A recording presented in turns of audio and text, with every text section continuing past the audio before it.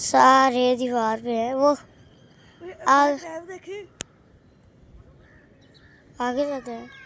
पापा ये देख रहे हैं इधर से कितने टाइम निकलेंगे सारा कुछ कंप्लीट करके।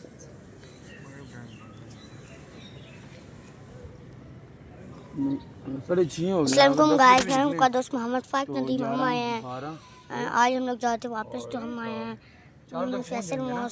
आपको मैं दिखाता हूँ कि मंकी कितने ज़्यादा हैं। नहीं उस दिन आए थे। वो आपको मैं जूम करके दिखाता हूँ। एक मंकी ये आपको नज़र आ रहा होगा, एक ये गाड़ी ने ब्रेक क्यों नहीं लगाई? और एक वो लड़ रहे हैं दूसरे के ना।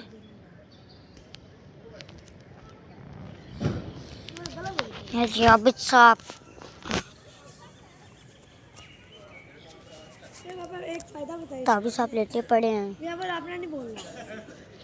बल्ब लगे हैं क्या पापा? ये बल्ब लगे हुए हैं। चचका सिर्फ उस्मान सारे वीडियो शूट के बना रहे हैं, फोटो सेशन करवाए हैं।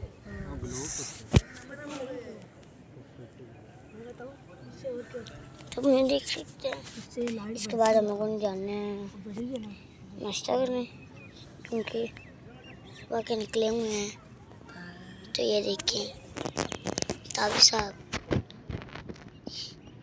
शर्मा क्यों रहे हो? ये देखिए वैसा वो आप इसका ना हम देख सकते हैं।